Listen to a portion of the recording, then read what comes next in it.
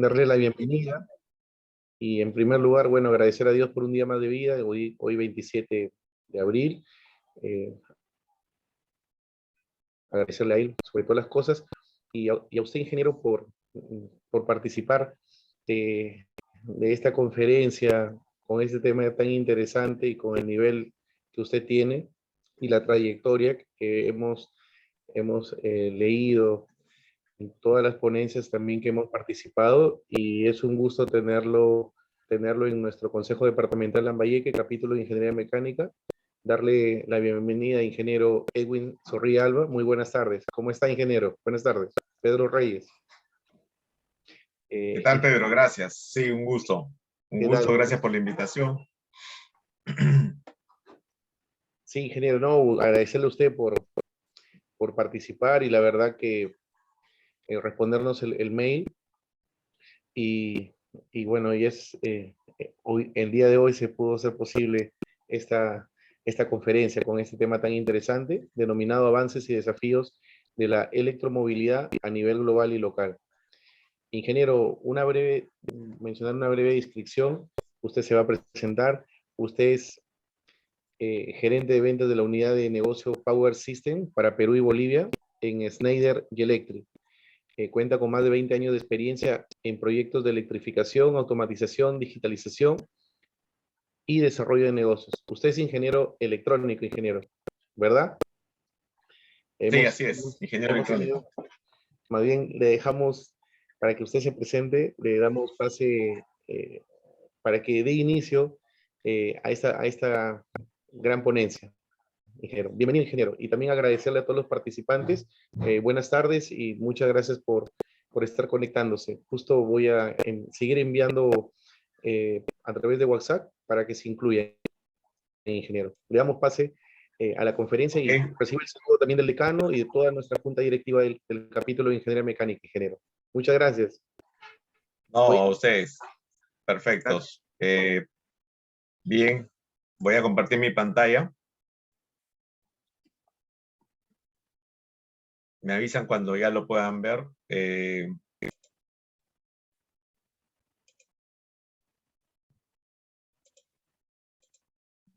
¿Todavía no se puede ver?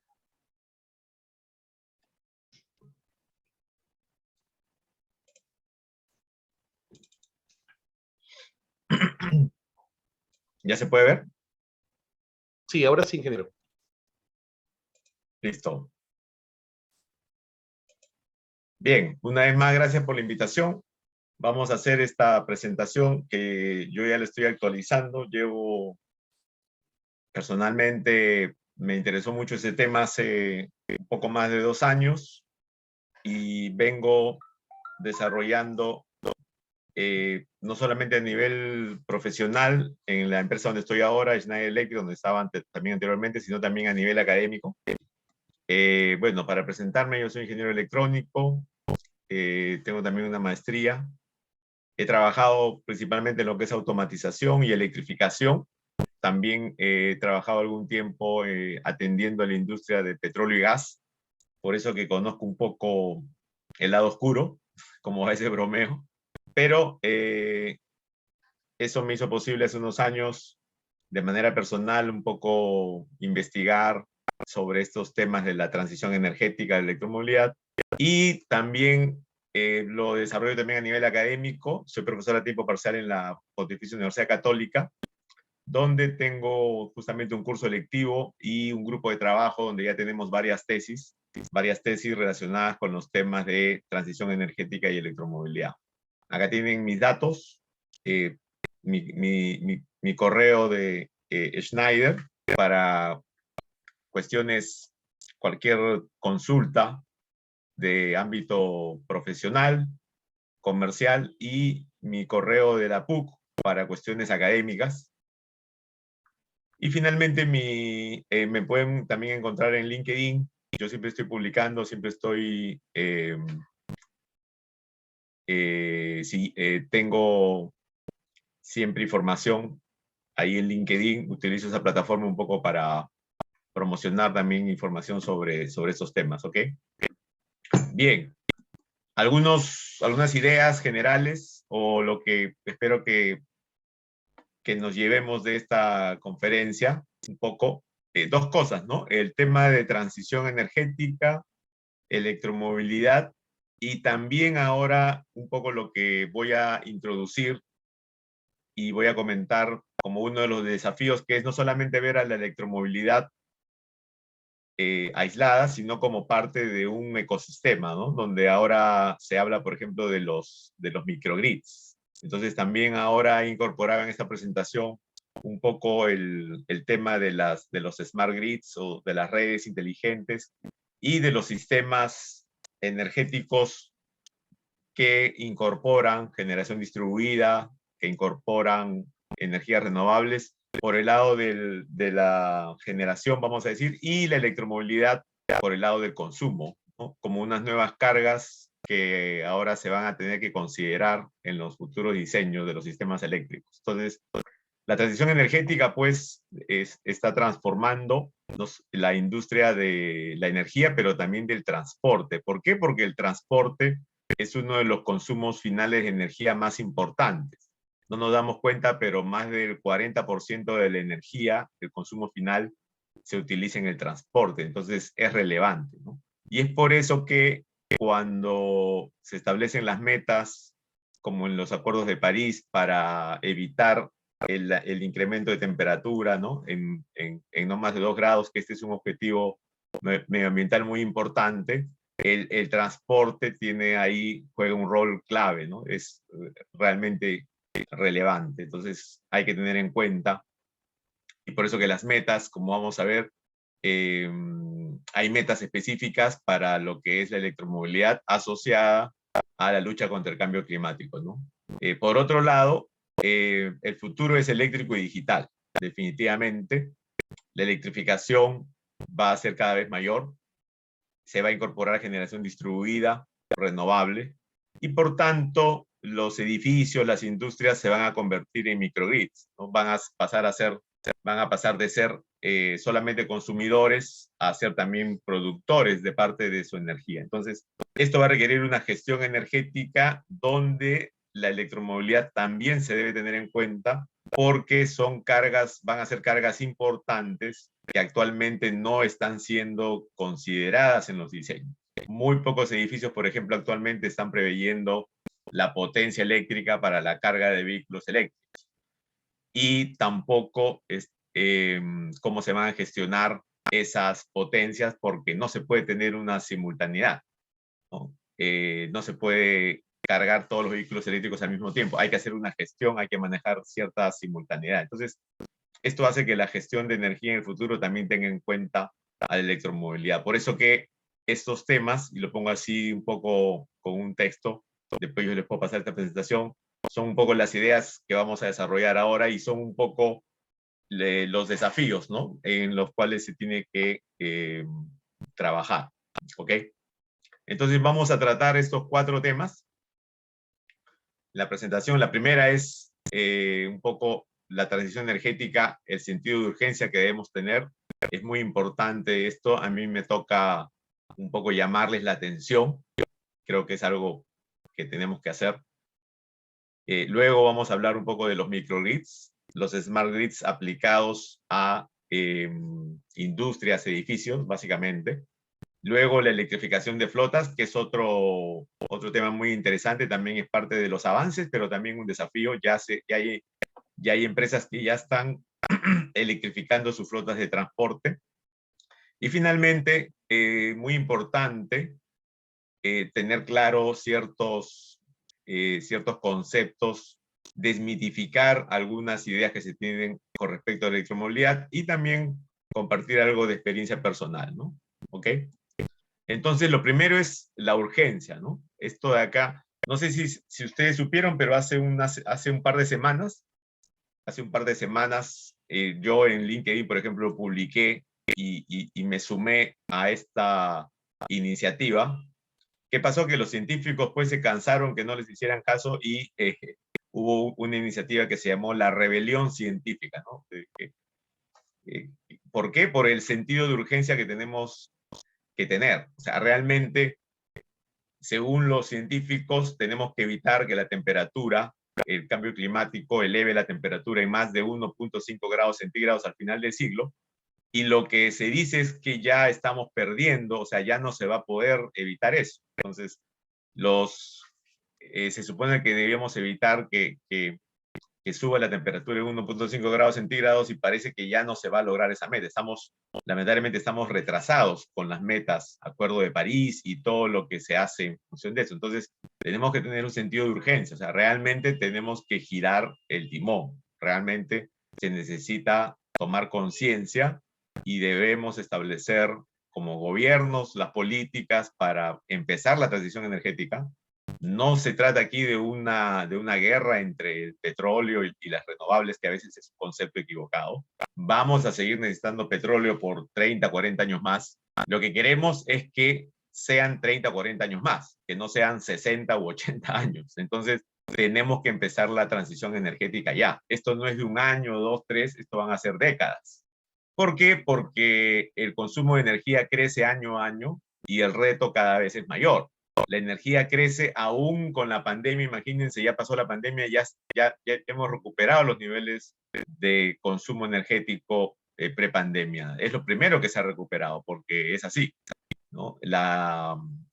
El crecimiento urbano, el crecimiento industrial demanda cada vez más energía. Entonces, no hay que preocuparse. A veces hay algunos que tienen miedo y dicen, no, yo estoy en hidrocarburos, entonces mejor que la transición energética demore lo más que pueda. No es tanto así, ¿no? Cuando uno ve el crecimiento energético de aquí a 10 años, de aquí a 10, 15 años vamos a necesitar el doble de energía. Entonces, ¿de dónde va a provenir? ¿Cómo va a ser esa matriz energética? ¿No? Entonces, hay que analizar un poco más a largo plazo, ¿ok? Entonces, esto es urgente y pongo esta gráfica aquí porque si los científicos dicen que tenemos que hacer algo ya, hagámosle caso a los científicos, a los que saben, a los que han estudiado esto, ¿no? ¿Ok? Entonces, en base a esto, también siempre me gustan estos escenarios, los dos grandes escenarios relacionados con lo anterior, ¿no? Las dos alternativas y el mayor desafío es o seguimos como estamos o realmente establecemos metas, ¿no? Si queremos obviamente evitar reducir el cambio climático, pues tenemos que tener metas, pero metas concretas, ¿no? Entonces, una de las metas concretas relacionadas con la lucha contra el cambio climático y con la electromovilidad es esta que se llama el EV30@30, que significa que para el año 2030 y para estar alineados con esta que se llama las metas de no que dura al final del siglo, que es lo que establece el Acuerdo de París. Entonces, para el 2030 tenemos que tener un 30% de vehículos nuevos eléctricos. Entonces, es una meta concreta que permite establecer un objetivo, ¿no? Un objetivo ya no es a largo plazo. Cuando yo empecé a estudiar estas cosas, todo esto son reportes y toda esta información proviene de la Agencia Internacional de Energía. Disculpen que aquí la fuente se ha perdido al cambiar de formato, me parece, pero entonces esta información proviene de los reportes de la Agencia Internacional de Energía que establece, resume, ¿no?, muy bien los dos posibles escenarios, ¿no? El escenario, digamos, sin las políticas de transición energética y el escenario donde sí nos fijamos metas, que es este que está acá, donde nos fijamos metas para justamente poder realizar esa transición. En el caso de electromovilidad, fíjense acá, estamos hablando de más o menos 250 millones de vehículos para el año 2030. Esa es la meta que deberíamos tener como parque instalado, y en ese momento el 30% de los vehículos nuevos que se lanzan al mercado deberían ser eléctricos. Ese es el desafío, esa es la meta, ¿ok? 250 millones de vehículos. Actualmente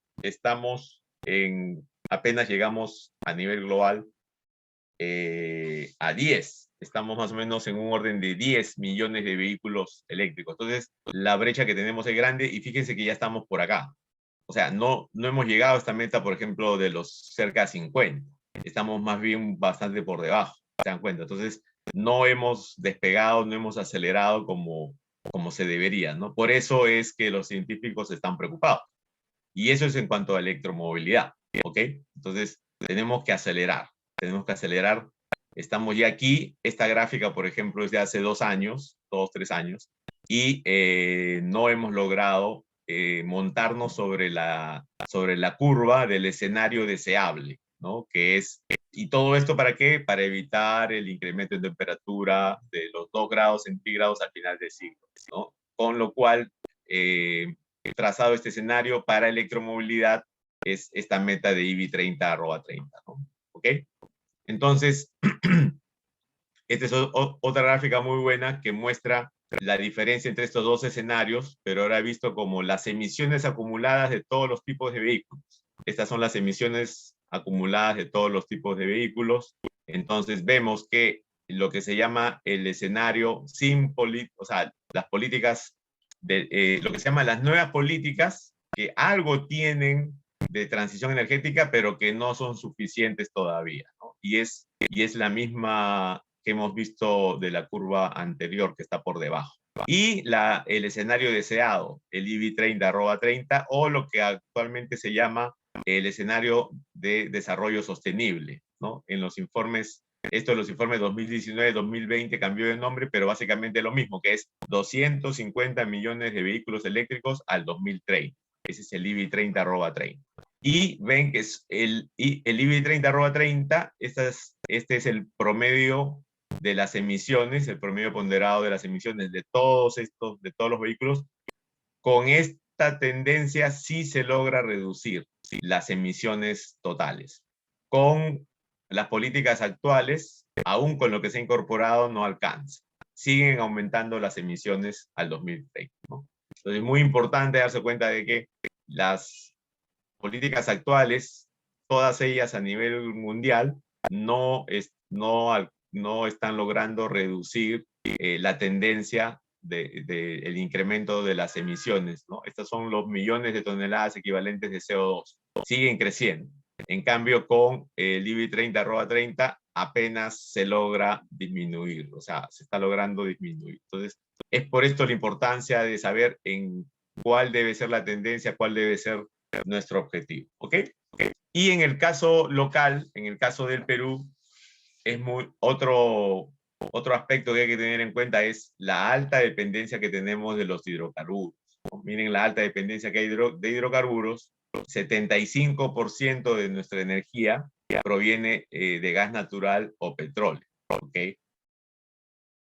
Aquí se está incluyendo la generación de electricidad. Esto es como fuente primaria y estos son como fuentes ya secundarias, o por ejemplo la electricidad, ¿no? Que la electricidad, fíjense, es solamente el 20% del consumo final de energía. Esto es producción de energía y esto es un poco ya en el consumo, en el uso, ¿no? Entonces, los hidrocarburos en el uso son 63% como uso directo, pero dentro de la electricidad hay un 30-35% de electricidad que se produce con gas natural. Entonces ahí es donde más o menos se mantiene este 70%, ¿no? Acá hay un factor también de eficiencia, ¿no? Fíjense cómo la producción es obviamente mayor que el consumo. Hay una eficiencia energética, ¿no? Entonces, en la producción el 75% es hidrocarburos y en el consumo es 70%, un poco más del 70%, ¿no? Como digo, sumando los hidrocarburos como uso directo, más el porcentaje de electricidad que se genera con gas natural, ¿ok? Entonces, estamos hablando en general de más del 70% de nuestro consumo de energía proveniente y dependiente de hidrocarburos, ¿no? Y esto es una cuestión ya no solamente de eficiencia o de matriz energética o de sostenibilidad, esto es una cuestión incluso ya de seguridad energética. Dependemos mucho de los hidrocarburos, que además en todo lo que es petróleo, este 25% es mayormente importado. Es mayormente importado. Entonces, y además en el transporte es lo que más se utiliza. Entonces, estratégicamente también nos conviene depender menos del petróleo importado y consumir más electricidad nacional. Es algo lógico, es más económico, es un ahorro enorme de divisas. Para que tengan una idea, las importaciones de petróleo normalmente llegaban casi a los 5.000 millones de dólares anuales, porque más del 75% del petróleo es importado, ¿no? Saquen la cuenta que en el Perú se consumen más de 200.000 barriles diarios de petróleo, de los cuales más de 150.000, 160.000 fácil son importados. Hagan sus cuentas nada más, multipliquen por 365 y por el precio actual, que todavía está mucho más alto que lo que era hace un par de años. Entonces estamos hablando de más de 5.000 millones de dólares de importaciones de petróleo al año. Como decía yo, con el 1% de esos 5.000 millones, con 50 millones de dólares, podemos instalar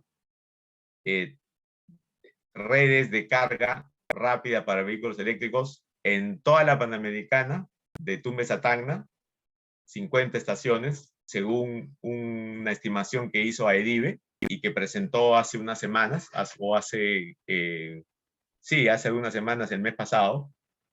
Y todavía podemos hacer, podemos hacer 3 redes de carga como las de la Panamericana, o sea, toda la Panamericana con estaciones de carga rápida para que podamos circular por ahí con vehículos eléctricos y todavía varios corredores, por decir, Arequipa-Cusco, Lima-Huancayo y, por ejemplo, Chiclayo, Piura, Cajamarca, con lo cual hacemos rutas de penetración. O sea, con el 1% de las importaciones de petróleo de un año, hacemos toda la infraestructura de carga de las cuales nosotros nos quejamos, ¿no? Y con ese paradigma que decimos, ¿y dónde voy a cargar mi vehículo? Bueno, es un paradigma, como les voy a comentar después. Entonces, toda esta introducción que he hecho para mí es muy importante porque es realmente yo creo que son los principales desafíos, ¿no? O sea, darnos cuenta de la situación en la que estamos, no solo por cambio climático y por la urgencia que tenemos que tener para realmente empezar la transición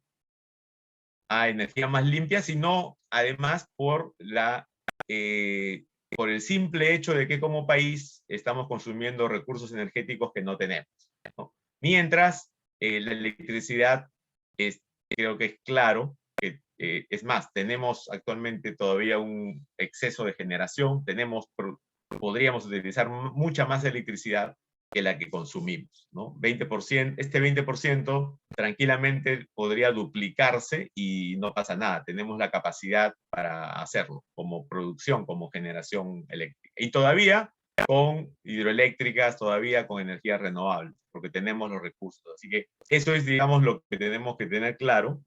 Y es uno de los principales desafíos, ¿no? Darnos cuenta de esto y trabajar para cambiar esto. Y el paradigma, ¿no? Yo creo que es el mayor desafío, el que tenemos nosotros, el que hemos construido realmente después de 100 años de consumir petróleo. Y pongo esta foto porque esta foto es una foto de hace más de 100 años, ¿no? Más de 100 años, 2 vehículos, y si yo les digo, uno de estos vehículos es eléctrico y el otro es un vehículo a combustión. Y hace más de 100 años ya existía la tecnología.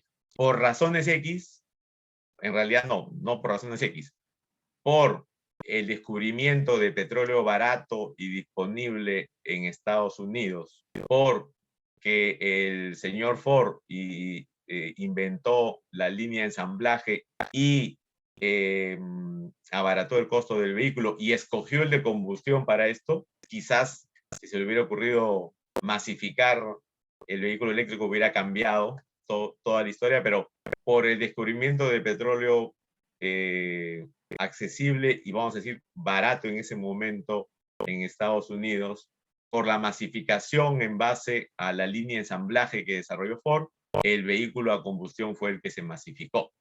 Pero hace 100 años, estos dos vehículos en estos inicios incipientes de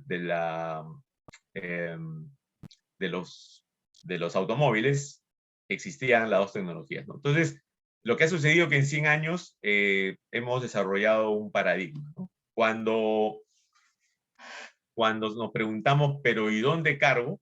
A nosotros nos parece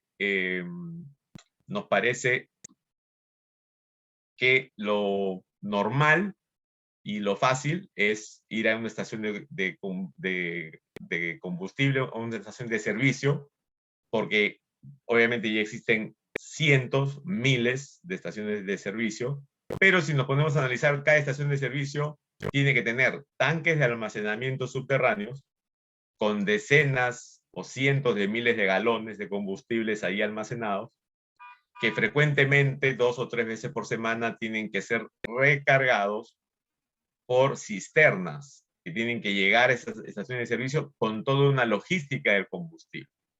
Entonces, el paradigma hemos construido un paradigma donde realmente lo difícil es lo normal, porque es mucho más fácil instalar un punto de carga que construir una estación de servicio de combustible. Si tuviéramos que hacer una ciudad nueva, en estos momentos, si tuviéramos que construir una ciudad nueva, yo les apuesto que hacemos cualquier cálculo como ingenieros y creo que todos estamos seguros de que va a ser mucho más fácil electrificar, ¿no? Y poner puntos de carga para vehículos eléctricos que construir tanques subterráneos para almacenamiento de combustible. O sea, en costos, en obras civiles, en todo lo que quieran, es de lejos mucho más fácil electrificar que construir estaciones de servicio de combustible. Lo que pasa que ya es un costo hundido, es una infraestructura hundida desde el punto de vista de que obviamente ya existe. Entonces, sin embargo, no nos ponemos a pensar, si tuviera que hacerlo de nuevo, y de hecho, los que desarrollan, si yo voy a hacer una nueva operación minera, yo no sé cuántos ingenieros, y aquí en este foro de ingenieros, tenemos nosotros que ponernos a pensar, ¿no? Realmente vale la pena que yo en estos momentos construya grandes facilidades de combustible para una nueva operación, para una nueva industria, vamos a decir, para una operación minera. ¿Es posible que la operación minera ya prescinda del diésel? Pues yo les digo que estamos muy cerca, no vamos a decir que estamos ya, casi estamos.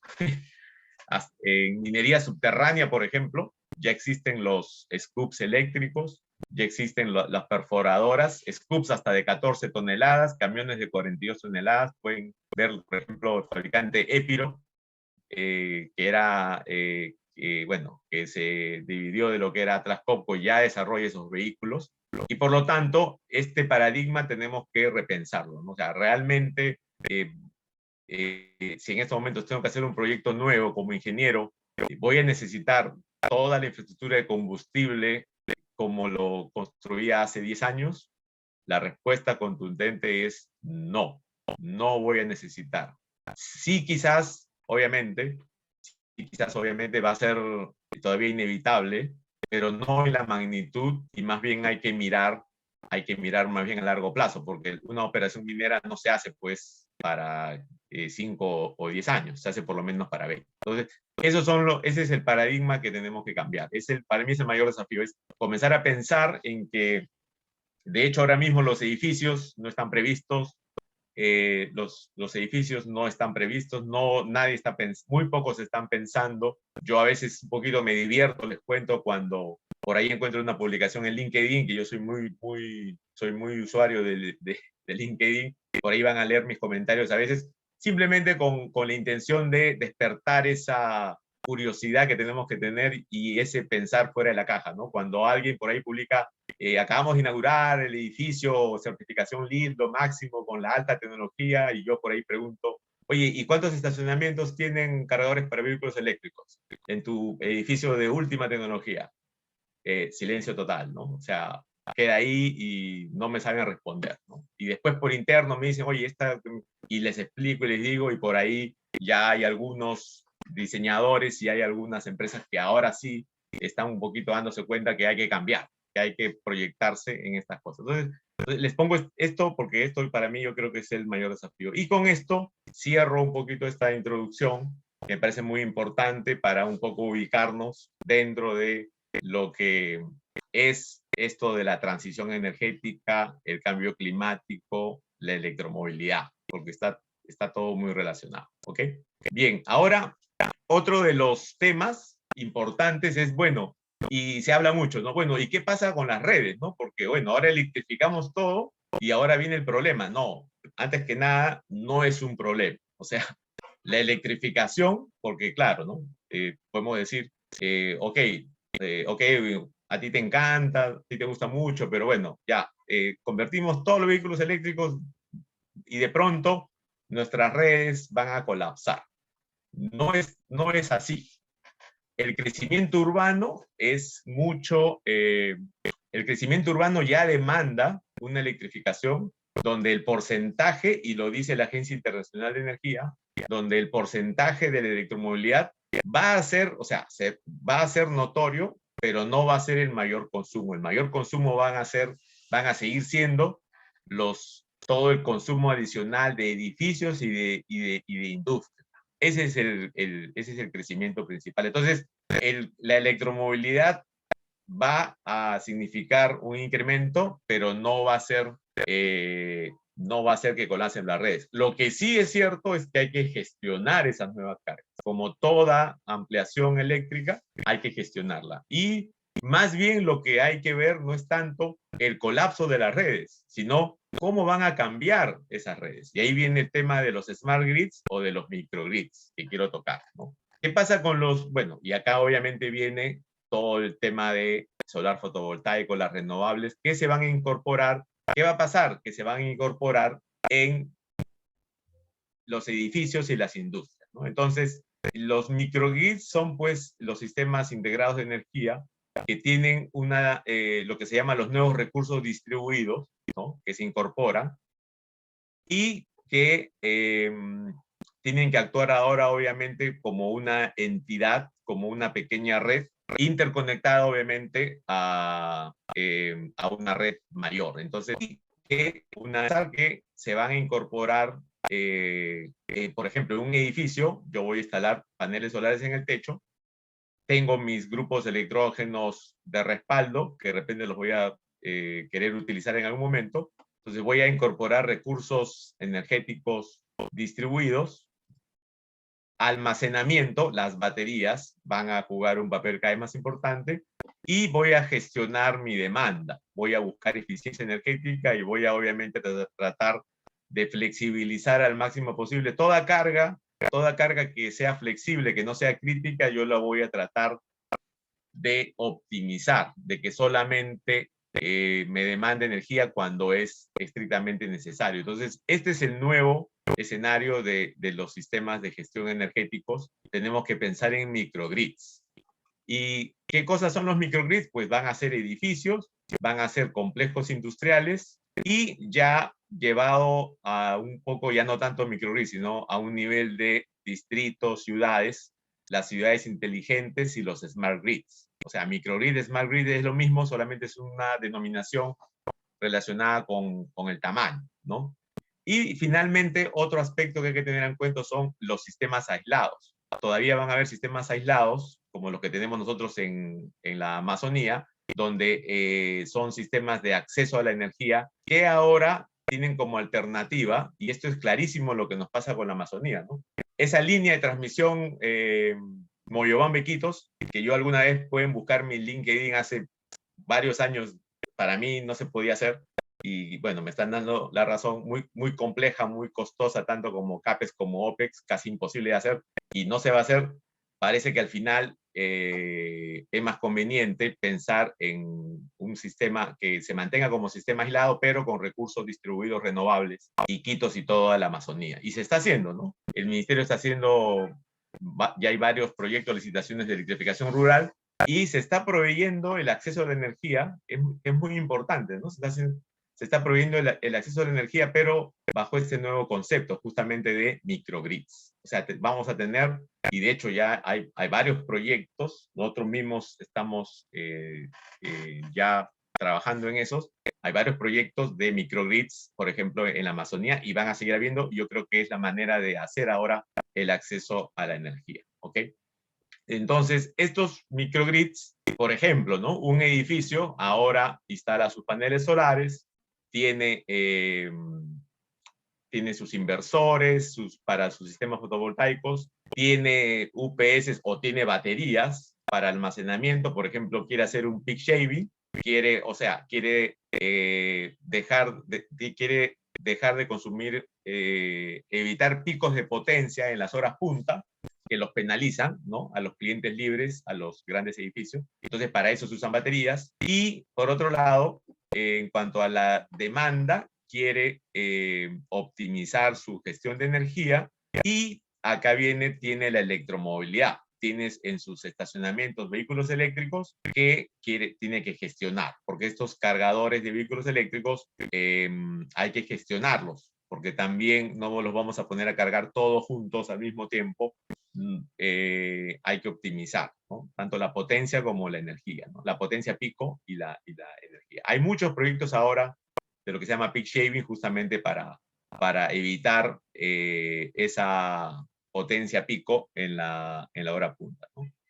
Entonces, este es el nuevo escenario donde vamos a tener que gestionar de esta manera, y la electromovilidad entonces es parte de estos nuevos ecosistemas, donde no solamente tenemos que ver a los vehículos eléctricos, sino también por ejemplo, las baterías. Y de hecho, los vehículos eléctricos van a poder ser también, devolver la energía a la red en algún momento, comportarse como sus baterías, van a poder funcionar como sistemas de almacenamiento, y también se podrían gestionar, ¿no? De alguna manera, para también, por ejemplo, se podría llegar a hacer peak shaving con las baterías de los vehículos eléctricos. Para eso hay una tecnología que se llama el V2G, el Vehicle to Grid, y ya hay estándares, el CHAdeMO y el CCC2 europeo lo permiten, para devolver la energía, para que sea bidireccional, para que no solamente los cargadores entreguen la energía a las baterías de los vehículos, sino que también la recuperen y la vuelvan a inyectar a la red. Entonces, todos estos ecosistemas se vuelven lo que se llama microgrids, y para esto, ahora entonces, el tema no es tanto que las redes van a colapsar, sino que hay que gestionar esta complejidad. Entonces, un edificio se vuelve lo que se llama un prosumidor, ¿no? Y yo tengo nuevos recursos renovables distribuidos en mi edificio. Yo estoy generando parte de la energía con paneles solares, por ejemplo, ¿no? Pero a su vez tengo que gestionar las cargas, tengo que ser eficiente. Entonces ahí soy un productor, lo que se llama un smart producer, y tengo fuentes de energía que tengo que gestionar, y tengo cargas, demanda, que también tengo que optimizar, ¿ok? Entonces, para esto hay tres criterios bajo los cuales se van a gestionar estos sistemas, ¿no? Que es el costo de energía, la sostenibilidad y la confiabilidad, ¿no?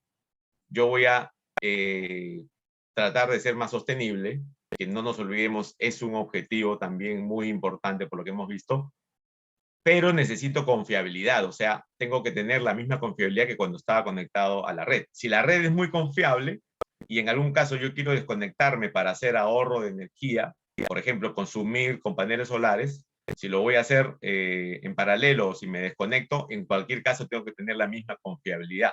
No puedo perder confiabilidad por el hecho que voy a ser sostenible o que voy a ahorrar costos. Muy importante, eso está en rojo. Y tengo que obviamente optimizar, ahorrar. ¿Ok? Entonces, esto me gusta más bien ponerlo así. La confiabilidad no está en juego. La confiabilidad tiene que mantenerse en este nuevo esquema de prosumidor. ¿Ok? Pero sí el costo o la sostenibilidad, con eso sí puedo jugar. Algunas empresas van a implementar sistemas fotovoltaicos o eólicos, o una combinación de ellos. O sea, los clientes, las empresas, las industrias, los edificios van a convertirse en microgrids, o por ahorrar costo, o también es válido por, de repente no ahorran mucho o muy poco, pero sí le ponen un peso a la sostenibilidad. Y eso es lo que está pasando, ¿no? En los proyectos nosotros vemos que hay proyectos que, aún cuando por ejemplo, ahora que la tarifa eléctrica, y acá los que quizás se dedican más a esto, saben esto, conocen esto, ¿no? Que a veces los proyectos no son, la recuperación de la inversión, vamos a ser claros, porque nuestras tarifas eléctricas todavía son bajas, es larga, son más de 5 o 6 años, entonces a veces los proyectos no se hacen tanto por ahorro de costos, sino por sostenibilidad, ¿ok? Entonces, esto es lo que son los criterios que se tienen, pero la confiabilidad, esto no puede estar en juego. Mi sistema eléctrico, ya sea que yo use o no recursos renovables, tiene que seguir siendo confiable, ¿ok? Entonces, para eso hay que tener claro cómo es la arquitectura que debería tener un microgrid y cómo debería implementarse estos microgrids, y hay que diferenciar 3 niveles, los típicos niveles que se habla siempre, ¿no? Los sistemas conectados, los equipos que tienen que tener capacidad de ser conectados, llámense los sistemas de baterías de almacenamiento, llámense los sistemas de carga de la electromovilidad, que es lo que estamos viendo, los inversores solares de los sistemas fotovoltaicos, los controladores de grupos electrógenos, la parte del control de los generadores auxiliares, pero que se pueden utilizar en algún momento, también como un backup, o también se pueden utilizar en ciertos momentos como un respaldo, ¿ok? Los equipos conectados los sistemas de distribución eléctrico, que ahora tienen que también controlarse para la gestión de la demanda, para, por ejemplo, hacer un posible deslastre de carga de todo lo que sea flexible y lo que no sea crítico, para hacer justamente una gestión de energía adecuada. Entonces, todos los equipos tienen que estar conectados a sistemas de control local, en la capa 2, lo que se llama el control local, y ya luego en una capa 3 a lo que son los sistemas expertos o los advisors o los predictores o toda esa analítica e inteligencia artificial de la que se habla ahora, que es la que optimiza, ¿no? Que es el sistema experto, el control remoto que lleva a todo lo que está debajo al estado más óptimo y que implementa las estrategias ya de gestión más sofisticadas, ¿no? Entonces, hay que tener en cuenta esas 3 capas, y para eso es muy importante tener en cuenta que en la parte de microgrids normalmente se ha hablado muy genérico de un Energy Management System, pero ahora hay que dividirlo en 2 partes. El concepto de Energy Management System es un concepto, en mi opinión, muy genérico, no nos dice mucho. A veces me preguntan, oye, ¿ustedes tienen un MS para esto? Digo, no tengo un MS. No, o sea, no es que tenga un MS es algo muy genérico. Energy Management System es un acrónimo muy genérico que yo recomiendo ya no usarlo. Ahora hay que usar de qué capa me estás hablando, o sea, qué cosa es lo que necesitas, porque ya tú puedes ya tener un sistema de control de tu sistema eléctrico y que se puede ampliar a tu microgrid, pero lo que no tienes es, por ejemplo, un predictor de demanda que te permita, en base a la analítica y a la historia, asegurarte cuándo es tu demanda pico y que en ese momento realmente, en esos minutos del día, porque no se trata de prender obviamente las baterías, porque cuestan mucho, durante todas las 5 horas de la hora punta, sino en qué hora, en qué momento del día realmente, en base a una analítica y a una inteligencia artificial, realmente cuándo es que puedo hacer ese peak shaving con las baterías. Entonces, lo que tú necesitas es un advisor, tú necesitas un predictor de demanda, ¿no? Y eso es parte de los nuevos sistemas que se hacen ahora. Y entonces cuando uno habla de Energy Management System es algo muy genérico. No, tú necesitas un predictor de demanda, tú necesitas un advisor, tú necesitas, por ejemplo, para todo lo que se usa ahora de los servicios complementarios con baterías, tiene que haber este forecasting, este predictor de cómo se comporta justamente la demanda para poder, para que estos sistemas aguas abajo actúen cuando se necesita, ¿no? Entonces, muy importante diferenciar y bueno, ya las empresas que estamos más especializadas en esto, como en la que yo trabajo, Schneider, obviamente tenemos los productos divididos. Hay un Microgrid Advisor y hay un Microgrid Operation. O sea, hay un microgrid en la capa más alta de todo el forecast y toda la gestión a más alto nivel. Y de hecho, todavía la diferenciación es mayor, porque este sistema normalmente corre en la famosa nube, mientras que este es un sistema más convencional, más de control local. Entonces, hasta en eso se diferencian, ¿no? Entonces, pero los dos componentes tienen que conversar, obviamente, y tienen que estar muy bien unidos, ¿no? Entonces, cuando uno habla de MS, a veces antes o se refería a los dos, o solamente al de arriba, ¿no? O no había una diferenciación muy clara, pero hay que referirse justamente a cada capa, a cada funcionalidad, porque por ejemplo, el operador, el control local, tiene otras funciones, ¿no? Y bueno, también es importante, acá pongo esto del ETAP porque ahora les comento, con el ETAP, por ejemplo, se puede hacer desde el diseño ahora, prever todo esto y ya incorporar, por ejemplo, los recursos distribuidos desde el diseño, de manera que uno ya los puede modelar y simular. Entonces, cuando viene la etapa de este control y de toda esta optimización, ya se cuenta con lo que se llama, bueno, el gemelo digital, o ya se cuenta con un modelo que facilita la implementación de estos sistemas nuevos de microgrids, ¿no? ¿Ok? Entonces, esto funciona así, y por eso que hay dos componentes, ¿no? El advisor y el operation, que cuando uno está conectado a la red, normalmente la estabilidad de la red la da, obviamente, la propia, ¿no? La propia interconexión, ¿no? Mientras que cuando uno se desconecta, es necesario que el operation realice ese control que asegure la estabilidad de la red, ¿no? La estabilidad de la red no es negociable. Entonces, se necesita un control local, además de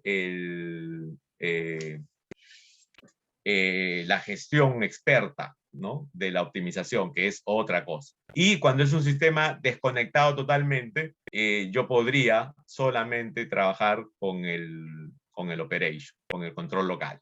En algunos casos no voy a requerir, si es un sistema que no es muy complejo, no requiero, digamos, esa inteligencia artificial, esa predicción, ese sistema experto, y trabajo solamente como un sistema en control local, ¿no? Si las variaciones, si la estabilidad no es muy difícil, o si no se quiere, o si no se requiere mucha optimización y predicción, entonces puedo trabajar así. Entonces, qué interesante ver que según cómo estoy conectado, aislado, o en este caso, si voy a desconectarme, ya sea por fallas o porque decido yo aislarme, ¿no? Por alguna conveniencia económica operativa, tengo estos dos componentes que ejecutan cada uno tareas específicas, ¿no?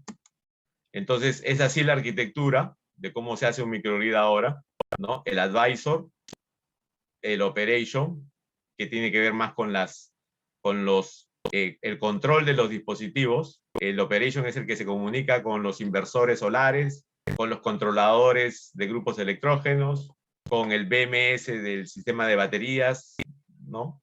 Y es el que también opera y hace, por ejemplo, deslastre de cargas, ¿ok? Todo el control local. Y el advisor es la aplicación que corre en la nube y hace justamente acá, trabaja todo lo que tiene que ver, lo que se llama ahora el código de redes, cuando yo quiero hacer, por ejemplo, cuando quiero hacer regulación primaria de frecuencia, etcétera, con baterías, necesito mucho manejo del comportamiento de la red, ¿no? Y de la historia, de cómo se comporta. Entonces, para eso también se utiliza el advisor, ¿no? ¿Ok? O sea, que estas aplicaciones de microgrid, con estos dos componentes, yo puedo hacer las aplicaciones tanto debajo como aguas arriba del medidor, ¿no? De lo que se llama, tanto en la parte de la utility, puedo hacer aplicaciones que también ahora se utilizan las baterías para hacer ciertas aplicaciones de regulación de frecuencia, en fin, compensación, que se pueden hacer, spinning de generación, ¿no? O sea, las baterías como una reserva rodante muy, muy rápida que responde ante una demanda súbita. Todo eso se puede hacer con estos ahora advisor, ¿no? Y ya no tanto microgrid, vamos a decir también que ya van más allá.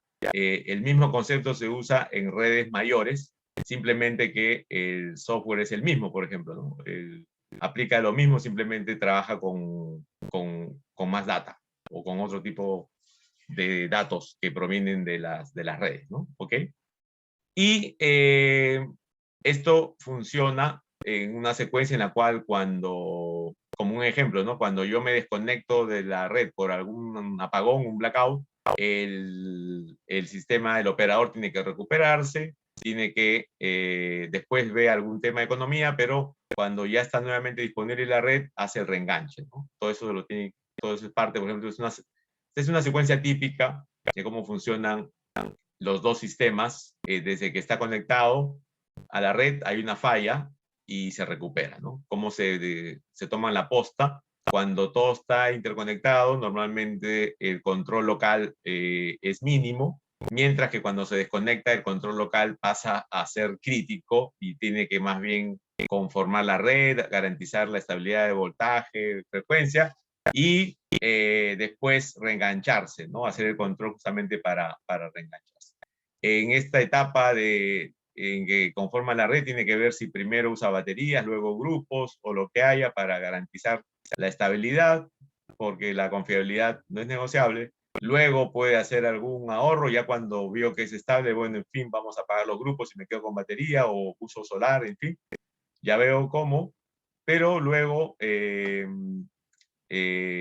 ya es conveniente o que ya tengo disponible la red o que es conveniente, me reengancho con la red. Entonces, todas estas son funciones, es un poco lo que se va, lo que es cómo funcionan ahora cómo van a funcionar estos sistemas con todas estas energías renovables. Y así es como se ve, ¿no? Finalmente, para que tengan una idea, en los sistemas, ya en los sistemas, en los centros de control, vamos a decir, en lo que eran los SCADA que decíamos antes, ahora estas aplicaciones igualmente van a estar en modo local o accesadas también desde cualquier punto. Uno ve los recursos energéticos disponibles y cuánto están aportando y las cargas abajo, ¿no? Así un diagrama tan simple como ese, ¿no? Los recursos energéticos, ¿no? Eólicos, fotovoltaicos, baterías, almacenamiento, todo lo que fuera. La red también, ¿no?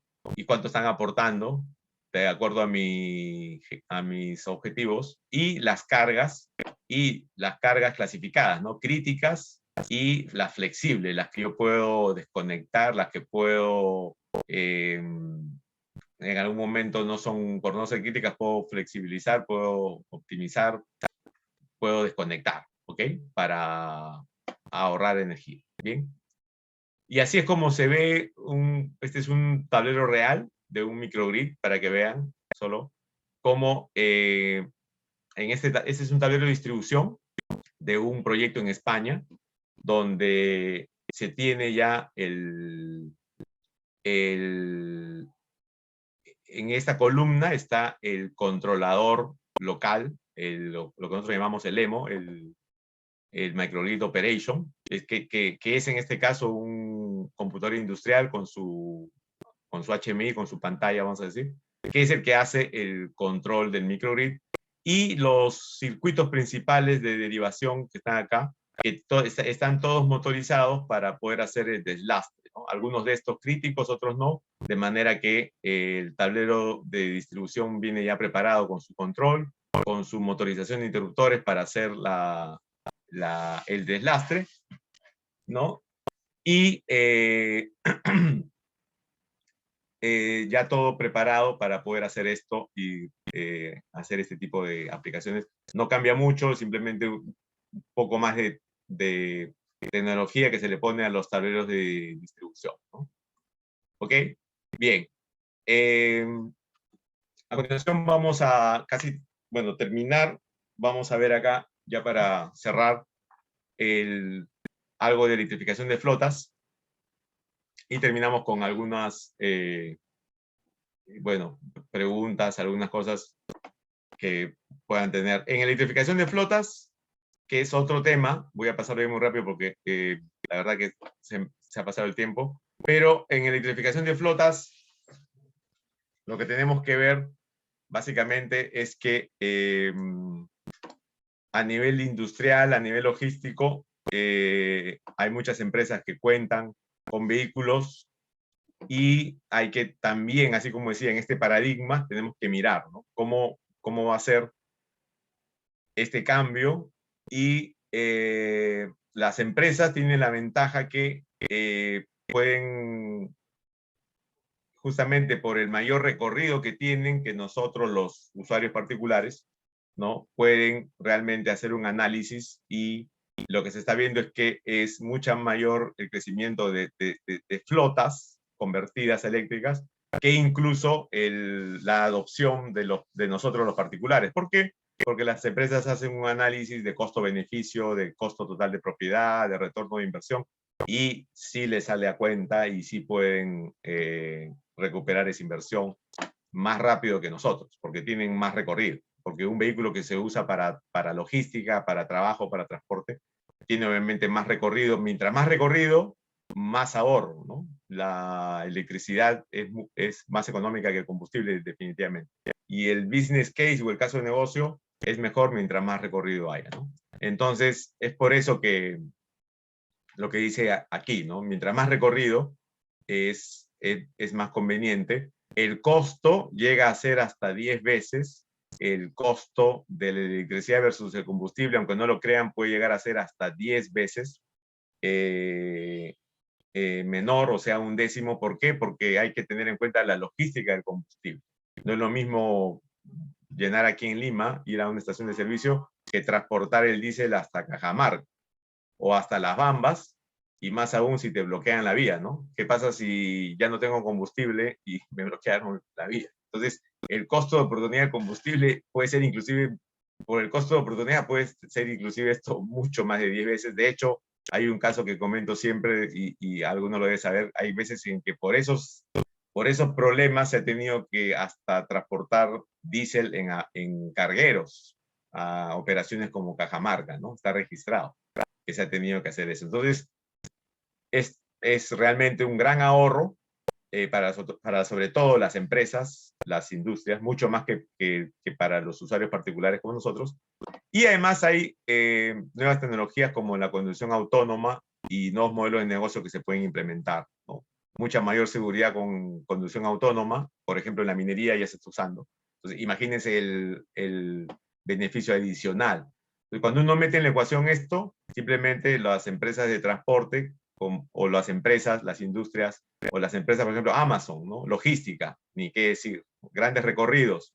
Amazon está invirtiendo, no solamente comprando, sino ha invertido en Rivian, o sea, es accionista de Rivian para acceder a los costos más bajos de tecnología. Ambev está haciendo lo mismo, ¿no? Está ya invirtiendo en vehículos eléctricos. ¿Por qué? Porque han hecho su tarea, han hecho su cálculo y le sale súper a cuenta, ¿no?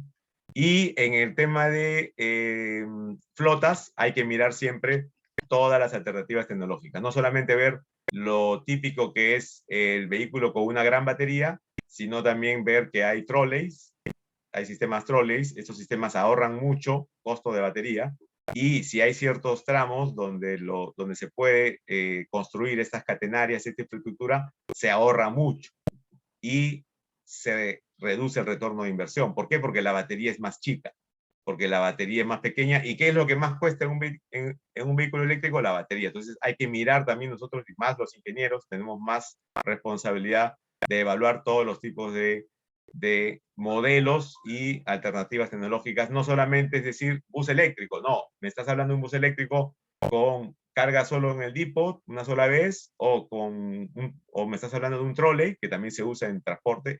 Para mí esto es lo máximo. Esto es lo mejor de la electromovilidad, porque es un bus eléctrico que tiene una batería muy pequeña, ¿no? Y que más bien usa una catenaria. Entonces sale muy, muy conveniente, ¿no? Y después hay puntos intermedios, justamente modelos intermedios, ¿no? Carga rápida durante la ruta, por ejemplo, que es un punto intermedio donde la batería no tiene que ser tan grande porque se le recarga en ciertos momentos durante el recorrido, donde se puede instalar infraestructura de carga de cierta potencia. Entonces, con todo esto de aquí, tenemos que poder hacer un diseño optimizado y conveniente para las flotas. Las flotas eléctricas tienen que verse así, con todas las alternativas. No solamente comprar lo que nos ofrece el que nos quiere vender el bus. El que nos quiere vender el bus va a vender lo que él tiene y lo que más le conviene. Si él no tiene trolley, te va a querer vender el otro modelo. Si solamente tiene trolley, ¿no? Si solamente tiene trolley, te va a querer vender solo trolley. Nosotros tenemos que ver todas las alternativas, ¿ok? Hay que informarse y hay que hacer ingeniería bien. El costo total de propiedad es el análisis que se hace para, justamente en diversas tecnologías, compararlas con los CAPEX, los OPEX, y ver realmente en un plazo de 10 años cuál es la mejor. Eso no es otra cosa que el costo total de propiedad. Esa es la tarea que tenemos que hacer para estos casos, ¿no? ¿Ok?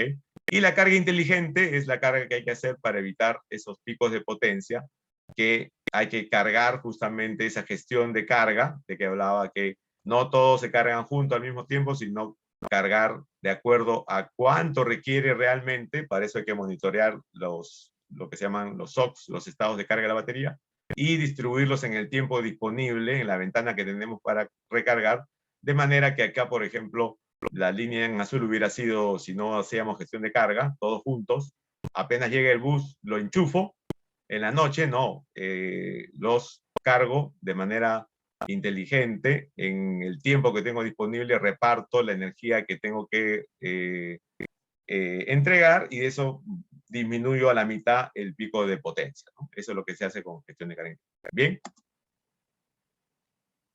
Y acá cerrando, en los edificios. En los edificios tengo que prever estos también sistemas de control de carga por la simultaneidad. Voy a tener que tener muchos cargadores de repente, pero no todos conectados al mismo tiempo, porque la potencia, y más aún en los edificios actuales, no se ha previsto potencia para vehículos eléctricos. Entonces va a haber poca reserva. Entonces, cuando comiencen los edificios a demandar carga, claro, los grandes edificios que tienen una, digamos, que están en media tensión, con sistemas de utilización con cierta capacidad, con cierta reserva, sí, pero por ejemplo, en mi edificio, donde yo vivo en San Borja, para hacerlo corto, yo ya estoy instalando uno de estos, ¿no? Puedo cargar en un tomacorriente normal, pero para cargar un poco más rápido, mejor, si instalo un cargador AC de tipo 2, que es de 7 kilowatts, ¿no? Es de 7 kilowatts, eh, las áreas comunes de mi edificio, de 14 departamentos en San Borja, que es un edificio moderno, bueno, de hace 10 años, pero más o menos moderno, solo tienen una reserva de justamente 15 kilowatts. De los 50, 60 kilowatts de las áreas comunes, donde está el ascensor, las bombas de agua, iluminación, toma corrientes de áreas comunes, el proyectista dejó 15 kilowatts de reserva, que no es poco, que no es poco. Con esos son 28 autos que tenemos los vecinos, somos 14 vecinos, solo podríamos cargar 2. O sea, solamente podríamos cargar 2, ¿no? Y eso, al tope, utilizando todos esos 15 kilowatts, porque son 7. 7 por 2, 14, estaríamos utilizando toda la reserva. Entonces, dense cuenta cómo en mi edificio yo voy a tener que poner, vamos a tener que poner de repente, varios vamos a poder tener nuestro cargador, pero no todos vamos a poder cargar al mismo tiempo. A lo más 2. Y eso, ¿no? Apagando las luces, apagando otras cosas. Entonces hay que hacer gestión de carga. En los edificios se va a tener que instalar sistemas de gestión de carga, y eso es algo también que hay que comenzar a trabajar, ¿ok? Bien, eso es todo. Yo creo que ya para cerrar nada más, ya no hay más tiempo, esto se lo dejo después. Acá les voy a simplemente poner unas fotos. Este es mi Kia Soul Electric, no sé, creo que ya es medio famoso, siempre lo estoy publicando en las redes, ¿no? Ya hay, en centros comerciales, ya hay varios que ya tienen puntos de carga. Por ejemplo, este es mi estación de carga, vamos a decir, residencial, con mi medidor. Obviamente yo en las áreas comunes de mi edificio discrimino lo que consumo, pago lo aparte, con este medidor lo que cargo, y cargo en un tomacorriente normal. Ahora voy a instalar una estación de carga tipo 2, un poco más, con esa reserva que ya vi que hay. Voy a tomar 7 de esos 15 kilowatts que le quedan a mi edificio. Pero ya hay en centros comerciales, la verdad que yo más cargo, últimamente estoy cargando bastante, porque Larcomar, el Jockey Plaza, la Rambla, este es de la Rambla, que es el que está más cerca a mi casa. Todos esos centros comerciales, Real Plaza Salaberry y Real Plaza Puruchuco, todos esos centros comerciales, por ejemplo, ya tienen puntos de carga, ¿no? Y es gratis. Así que yo la verdad, afortunadamente no tengo este problema de combustible. No sé de qué me hablan cuando dicen que el combustible ha subido. Y bueno, tengo otro auto más antiguo que uso cuando me voy a muy lejos, pero yo con esto voy hasta Cieneguilla, Chosica, he llegado hasta Cerro Azul, ¿no? Y de ahí, bueno, tengo que quedarme 4 o 5 horas a cargar, ¿no? A buscar un tomacorriente y cargar. Pero normalmente me sirve mucho para hasta los 200 kilómetros que tengo yo de autonomía, ¿ok? Bien, gracias. Disculpen que creo que me excedí un poco, pero espero les haya sido útil la presentación. Muchas gracias, ingeniero Edwin. Muy interesante. Por aquí, yo la vamos a hacer más rápido. Hay una pregunta. Dice, ingeniero, ¿por qué dice que las baterías son muy caras si tenemos materia prima de litio en Puno? Mi pregunta es, ¿no tenemos una empresa de fabricación de baterías que nos falta para producir baterías, ya que Bolivia es la matriz de litio y fabrican automóviles? Bueno, eh, A el ver, costo de baterías sí es alto, la verdad. Usted puede responder, ingeniero. sí, sí, justamente lo que más cuesta de un vehículo es la batería, pero la tendencia en general es a la baja. La tecnología está permitiendo que la, la, la tecnología está permitiendo que eso se abarate y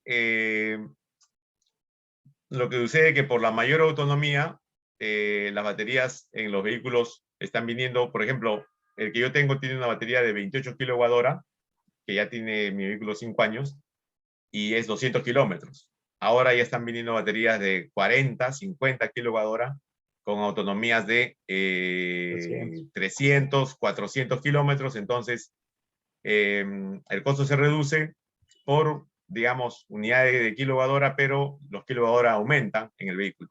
Esto se va a estabilizar, ya se está estabilizando, porque ya las baterías ya de 50, 60 ya son suficientes, o sea, autonomías de 500 kilómetros, vamos a decir, de un auto es suficiente realmente.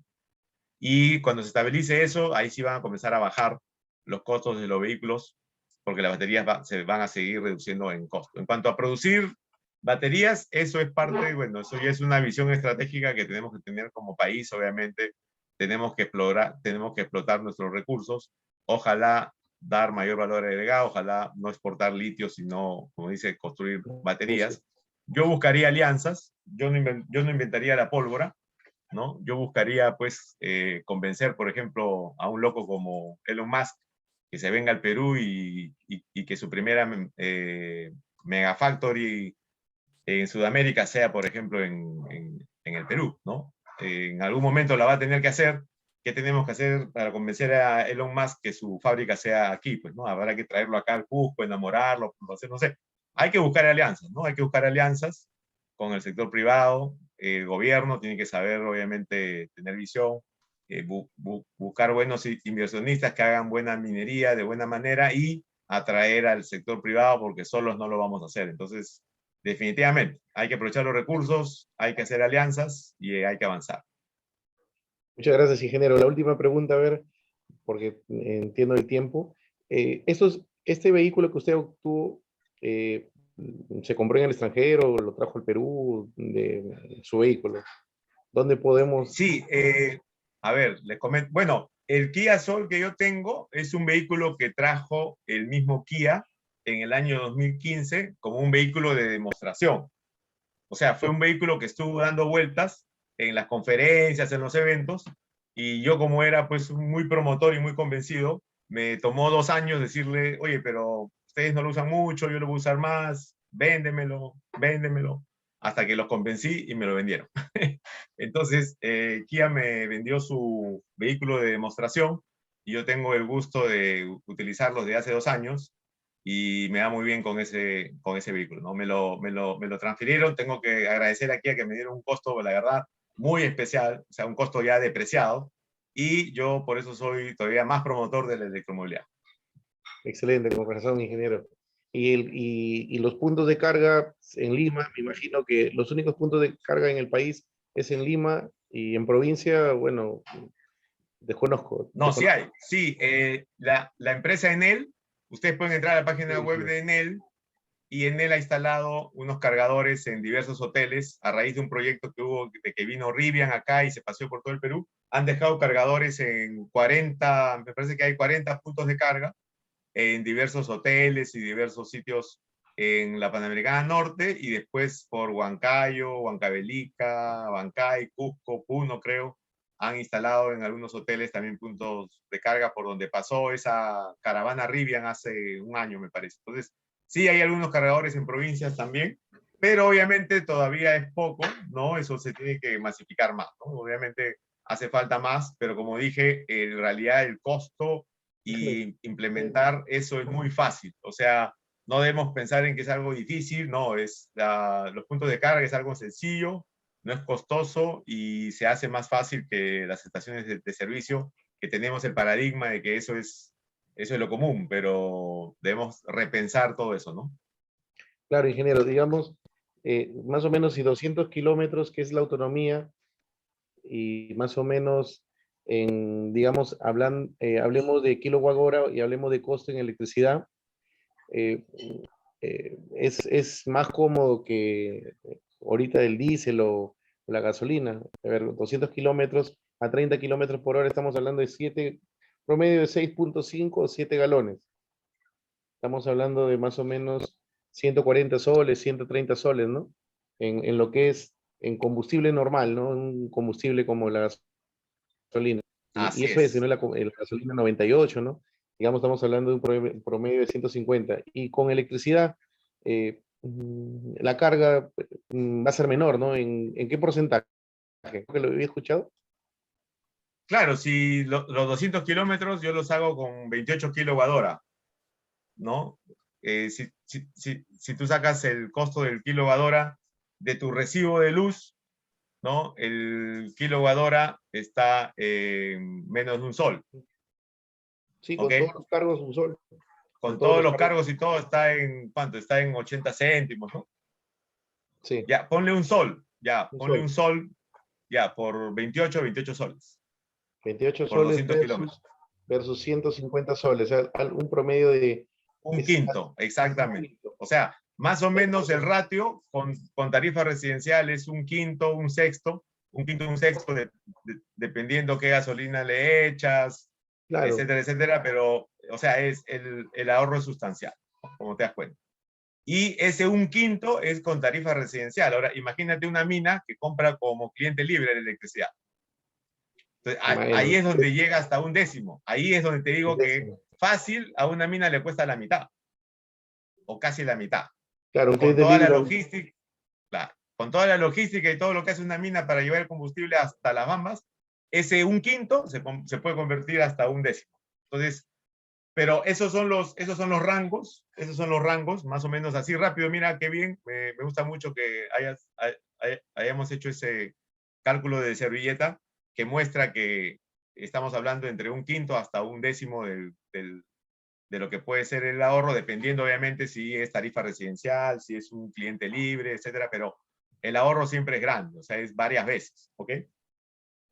pero bien interesante, ingeniero. Parece que si lo masificamos y la política energética lo permite, también las decisiones políticas, y como usted dice, alianzas, ¿no? Es invitar al privado que venga acá a fabricar.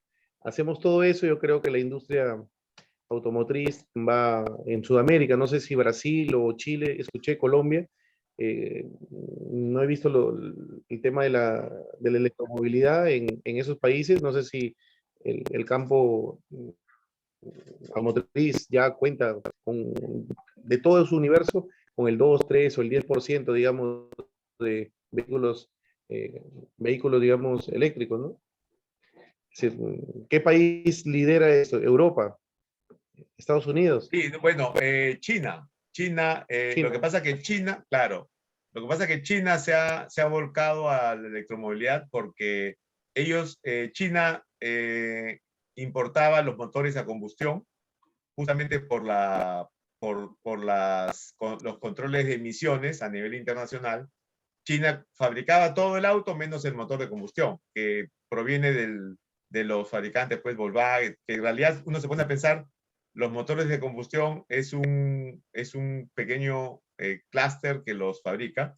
Entonces ahora China con la electromovilidad ya no depende de los motores a combustión, ahora fabrica todo el vehículo y más bien ellos se han puesto por eso que ellos son los mayores fabricantes también de baterías. Entonces ahora China, por eso es que se ha masificado tanto en China, porque es una industria totalmente local, ya, ya no importan los motores a combustión. Todo es, los motores eléctricos, es mucho más simple fabricar un motor eléctrico que un motor a combustión por las emisiones, porque los motores a combustión tienen que ser pues Euro 3, Euro 4, Euro 5. Entonces ahí vienen las patentes y la tecnología.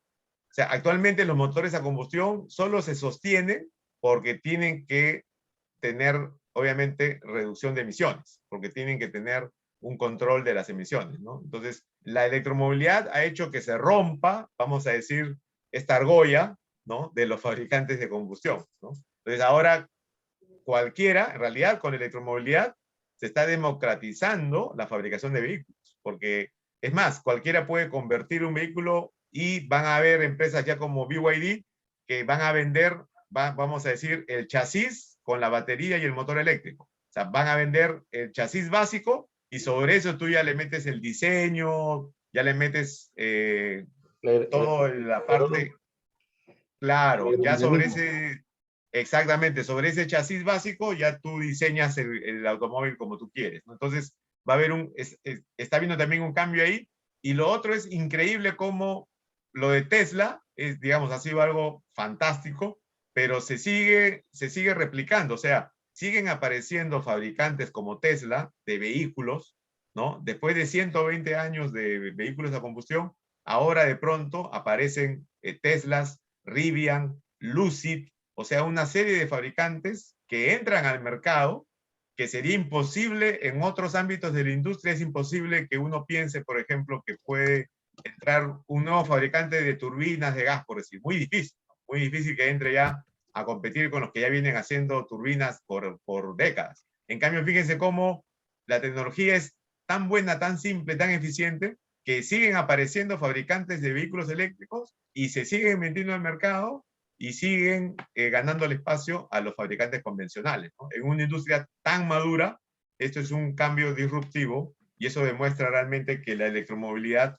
es el futuro, porque está democratizando realmente y está simplificando, y es solamente cuestión de que las baterías sigan bajando para que realmente tengamos un cambio radical. Por eso que los fabricantes, o sea, los pocos fabricantes que sí están apostando al cambio, son los que yo considero que van a quedar. Varios de ellos van a desaparecer, ¿no?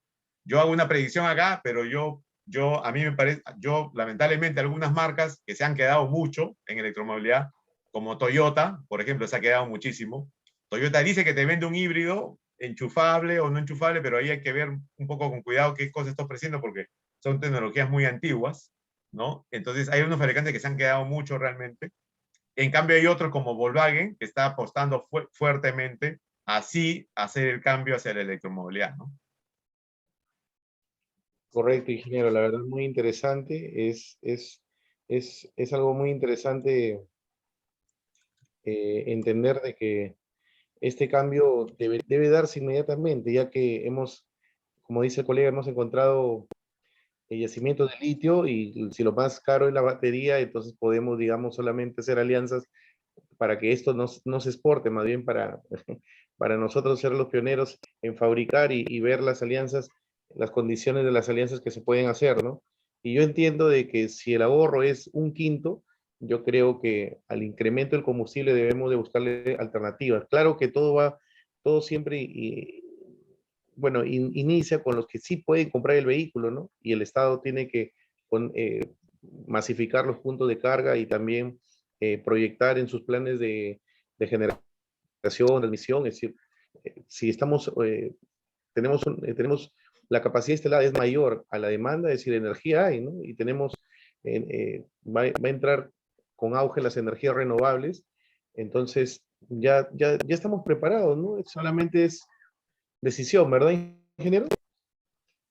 Sí, es decisión y, por ejemplo, ¿no? Los países, hablamos de China como algo muy obviamente lejano, pero para cerrar, para comentar, Chile y Colombia ya tienen cada uno más de 1.000 buses eléctricos y en Colombia, por ejemplo, una medida tan simple, se le ha quitado el IGB a los vehículos eléctricos y a los cargadores, ¿no? Entonces, le han quitado el IGB, entonces un vehículo que costaba $40.000 ya está ahora en $32.000.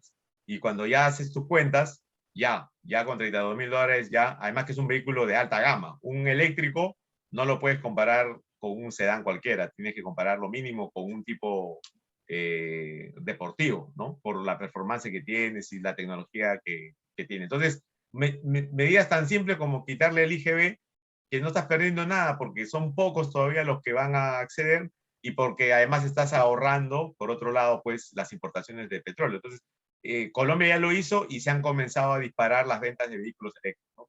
Con solo 2 medidas, Colombia ahorita ya es el mayor mercado de autos particulares eléctricos. Le quitaron el IGB y le quitaron el pico y placa. Entonces, los autos eléctricos en Colombia, que el tráfico es, yo acabo de estar la semana pasada y sí, puedo decir, el tráfico en Colombia es más pesado que en Bogotá, es más pesado que acá en Lima.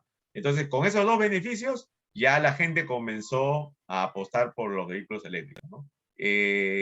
19% menos sin el IGB, ya juega a favor, y sin el pico y placa, ya yo puedo usar mi vehículo todos los días, sin ninguna restricción. ¿Te das cuenta?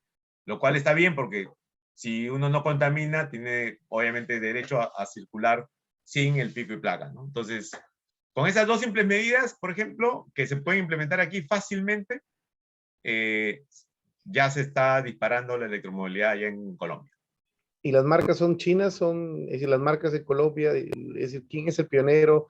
Porque aquí es el que más abarca, el que tiene mayor capital va a querer predominar en el mercado. No sé quién pone las reglas de juego para cuando ingresan a un país y No, el mercado prácticamente. ahí es totalmente, ahí el mercado es muy competitivo, o sea, hay, como te decía, o sea, por ejemplo, en Colombia se están vendiendo o las marcas que han apostado, porque no todas, acá en Perú también muy pocas, ¿no? Muy pocas están, acá las marcas están tratando más bien que esto demore lo más posible, pero en Colombia, Nissan está vendiendo su Nissan Leaf, BMW está vendiendo su BMW, el modelo i3, ¿ok?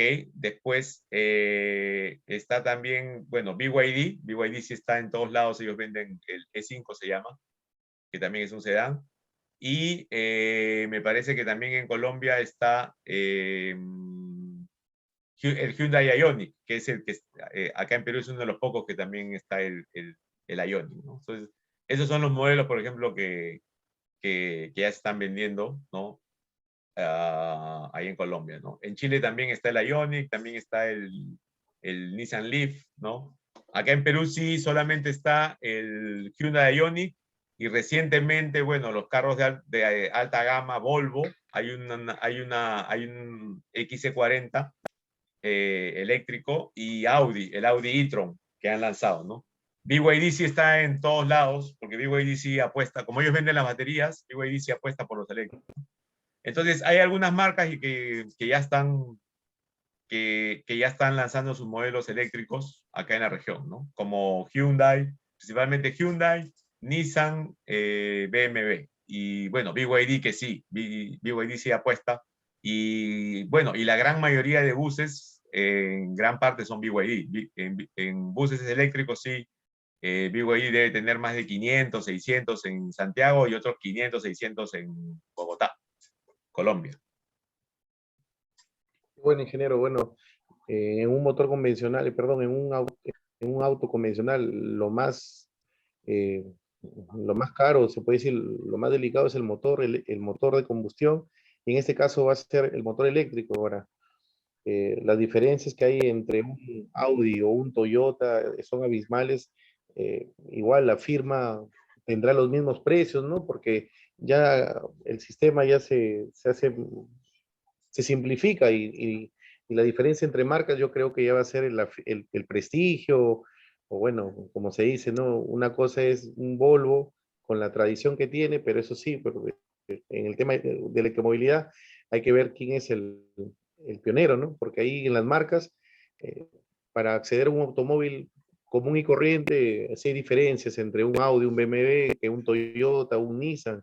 Entonces yo creo que el que compre va a ver el precio, el que tiene también el acceso, ¿no? El precio del auto más cómodo, ¿no? Porque son vehículos similares, es decir, funcionan con carga. Y acá la autonomía va a valer más, ¿no? Quizás el que tiene mayor autonomía es el que va a tener el mayor precio. Bueno, en ese tema ya esperaremos cuando llegue al Perú y analizaremos, pero sí es interesante de que ya se migra esto, ¿no? Ya, más que todo por contaminación, más que todo por minimizar las emisiones de CO2 y que el Perú también, nuestro país, digamos, empiece, ¿no? Ya formando ya técnicos, también para las fabricaciones, ¿no? No hay que permitir que en este tipo de tecnología todo se importe, ¿no? Más bien hay que exportar baterías, hay que también traer la industria a nuestro país.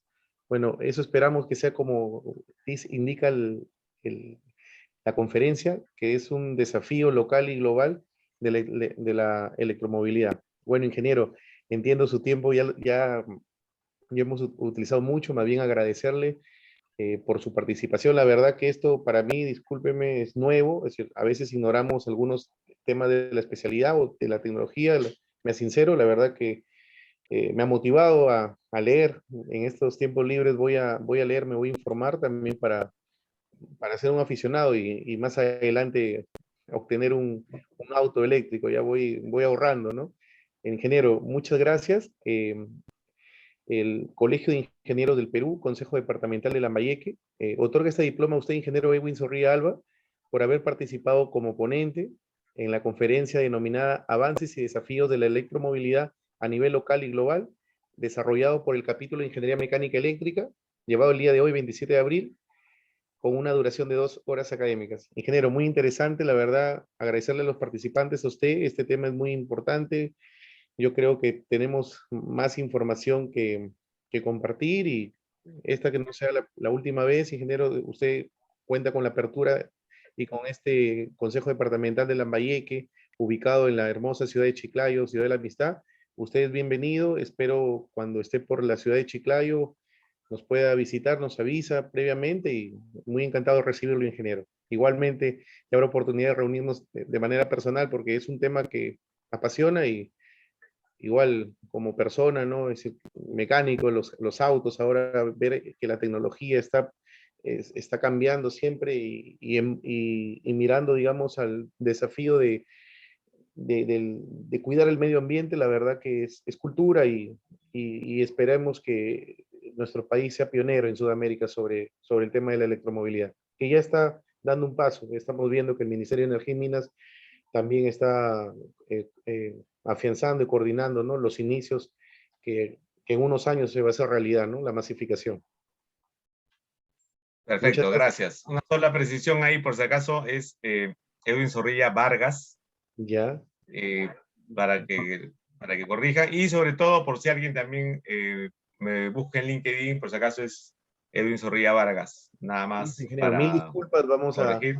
Vamos a No se enviarle preocupe. el certificado por correo. Muchas gracias. Disculpe, la verdad que los certificados, bueno, se coordina con nuestra área de secretaría. Vamos a No, decirle no que se tenga preocupe. cuidado. No Más se bien, preocupe, disculpe. solamente sí, más que nada, por si acaso, ahí me pidieron mi correo, lo he dejado también, cualquier consulta adicional para servirlos.